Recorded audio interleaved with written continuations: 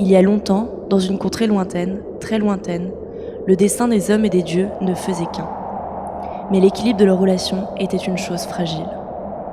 Alors que l'humeur divine animait la vie des mortels, la dévotion de ces derniers maintenait le pouvoir des puissances célestes. Au sein du panthéon sacré, deux divinités ont pris l'habitude de régler leurs différends à travers des jeux. La première, déesse de la sédentarité, symbole de la permanence et de l'attachement, se nomme Petra. Son adversaire, le dieu Odos, est le protecteur des voyageurs et des nomades.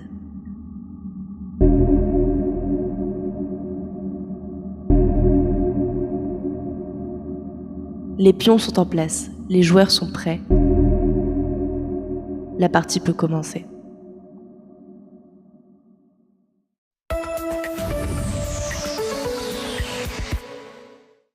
Dans l'actualité aujourd'hui, le culte annuel du nomadisme démarre sur les chapeaux de roue. Vous l'aurez peut-être observé autour de vous, la saison du pèlerinage a commencé et des milliers de personnes ont débuté leur voyage pour aller rendre honneur au dieu Odos. Mais cette tradition millénaire rencontre-t-elle toujours autant de succès ? Nous retrouvons Katistikos, un des nombreux croyants en manque de foi. Oh quoi ? Odos ? C'est quoi ça encore ? Jamais entendu parler. Dieu du nomadisme ?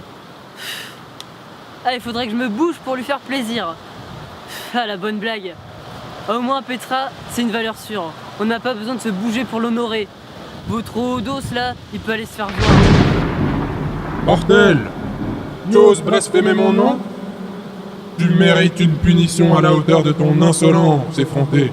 Enfin, en toute ma bonté, j'ai décidé de te laisser une chance de te racheter.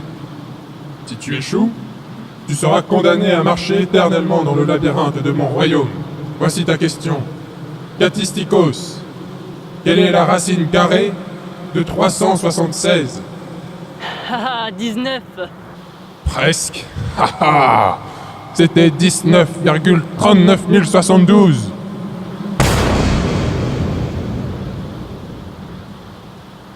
Il semblerait que Katistikos ait été puni par Odos. Nous vous tiendrons informés du déroulement de la situation quand nous aurons de plus amples informations.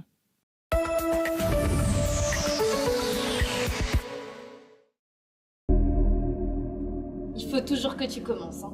Tu peux pas t'en empêcher. Mais la situation paraît plutôt évidente. Il m'insulte, il me défie. Et tu crois quoi? Que je vais laisser passer ça? Tu me fais toujours le même coup. Un mortel bien établi, avec sa vie bien rodée, fait une remarque sur, on peut le dire, un événement qui a perdu de son panache. Et toi, monsieur Voyage, tu l'envoies à l'autre bout du monde. Évidemment, madame les préfère assis dans leur canapé, à profiter d'une maisonnée bien entretenue, où rien ne bouge. Ah là, tu ressens ta puissance, hein? Tu exagères. On ne va pas revenir à notre conversation sur ta capacité à attirer les mortels. Tu ne les rassures pas, tu es trop frivole. Tu ne prends pas en compte que le monde change. Tu te crois encore à l'époque où ils étaient dans la nature à chasser des fruits à poil entre deux ours et un loup? Non, ils sont bien mieux dans les villes.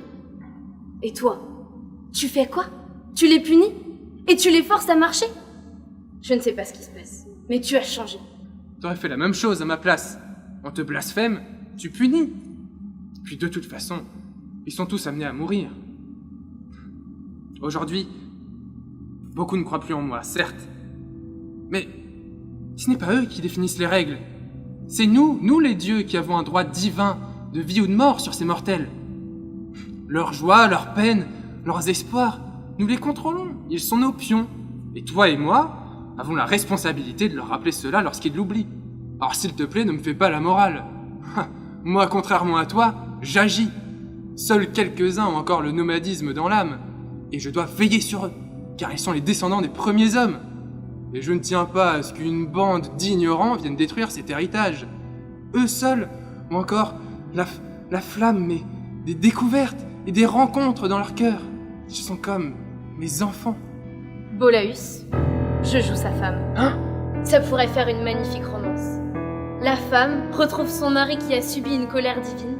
Ils rentrent chez eux, dans leur cahute, à la vie normale. Une fin magnifique. Tu veux jouer à ça? Très bien. Tu vas voir, cette fois-ci c'est moi qui vais gagner. Et je te parie que le mari et la femme me vénéreront.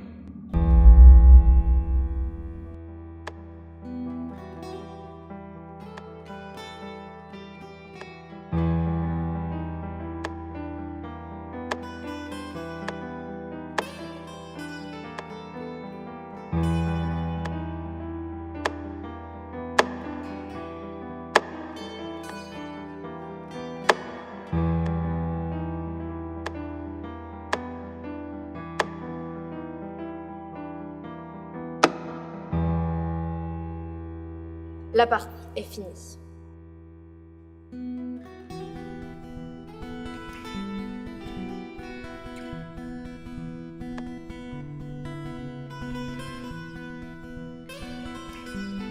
La partie est loin d'être finie.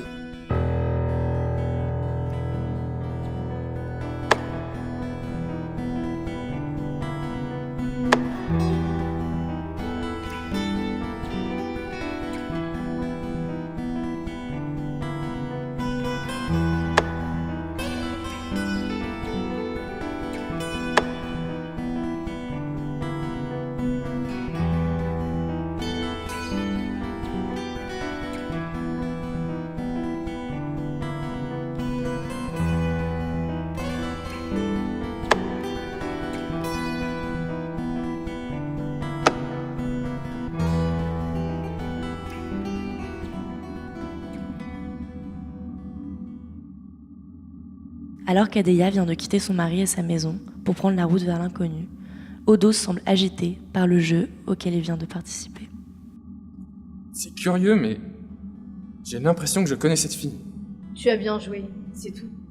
Je sais pas, mais c'est comme si... Te prends pas la tête avec les humains. Ils sont faciles à manipuler. Ouais, mais je sens que je dois la protéger. Qu'elle pourrait accomplir tellement de choses. Je crois que faut que je m'assure qu'elle aille bien, je vais partir veiller sur elle. On fera une autre partie? Une autre fois? Je sais pas si je vais repasser par ici. Tiens, regarde qui arrive.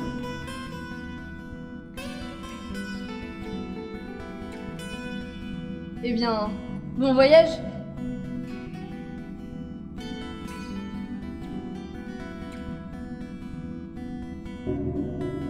Tu t'es entraîné?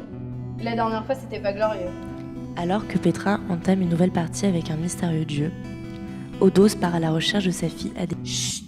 C'est pas vrai, il est pas au courant. Bon, tu narres ou tu joues?